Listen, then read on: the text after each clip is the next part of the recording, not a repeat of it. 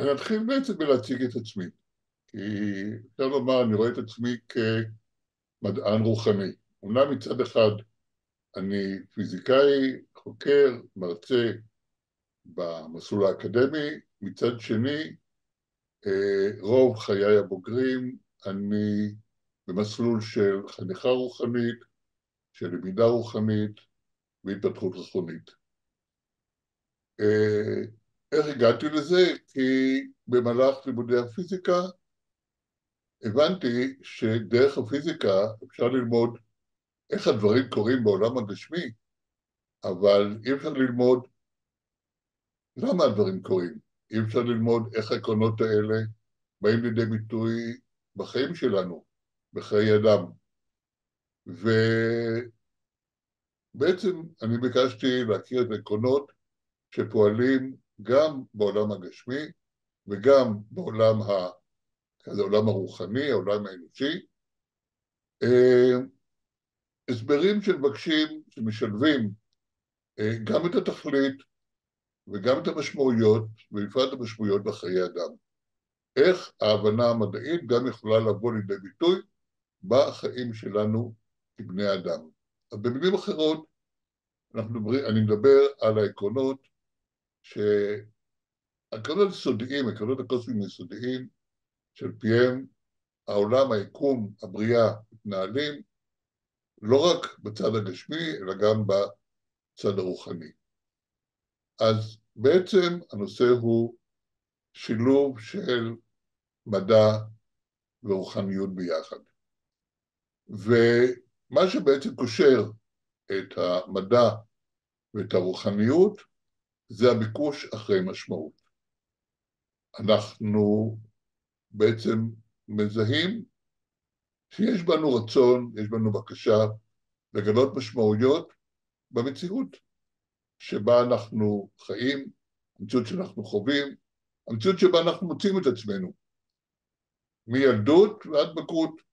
מצד אחד אנחנו מבקשים למצוא משמעות לחיים שלנו כיחידים, מה החיים שלנו מבקשים מאיתנו, מה זה אומר לגבי החיים שלנו באופן אינדיבידואלי, באופן אישי, מצד אחד.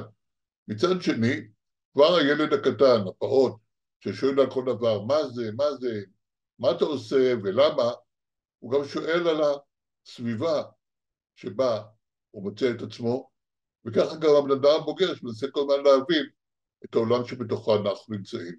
וזאת כבר משמעות שהיא מעבר רק לאינדיבידואל, זאת בעצם משמעות שהיא כבר כללית, בסך הכל יש לה תוקף לכלל בני אדם. ורצון למצוא את המשמעות הכללית, כלומר האוניברסלית, אז זאת זה בעצם הכוח המניע של המדע.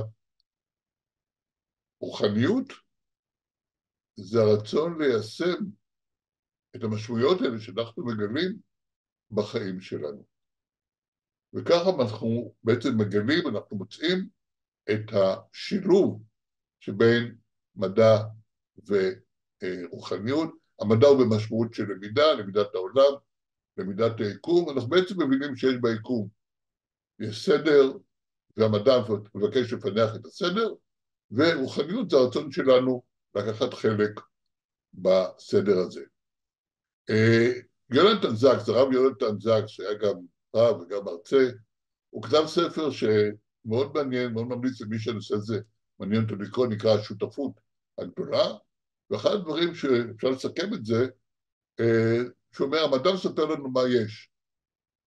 הרוחניות אומרת מה ראוי שיהיה, כי המדע עוסק בעולם המוחשי, במה שיש, במה שאנחנו כבר מכירים, והרוחניות מדברת על העתיד, על מה ראוי, איך ראוי שאנחנו נחיה, ואיך ראוי שאנחנו נכוון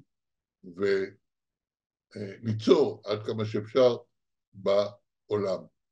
כך שביחד הרוחניות בעצם מדברת על איך ראוי למדע להיות. אלברט איינשטיין בזמנו, שאלו אותו על מדע ודת, או בעצם דיבר על מדע ורוחניות, הוא אמר משפט מאוד ידוע, שהוא אמר, המדע ללא רוחניות הוא נכה, רוחניות ללא מדע היא עיוורת. זאת אומרת שבעצם אי אפשר מדע בלי רוחניות, ואי אפשר רוחניות בלי מדע. הם מאוד מאוד קשורים בזה, בעצם שניהם משולבים יחד בהוויה האנושית. ובעצם הם משתלבים ביחד בקיום שלנו.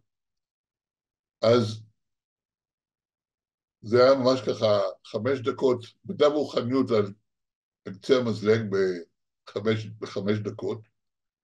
לסיכום, בסך הכל, המדע אמור ללמד אותנו גם על עולם הטבע הגשמי, אבל גם על העולם הרוחני שלנו, והעולם הרוחני אמור להשרות על המדע את הדרך הנכונה להתייחס אל העולם.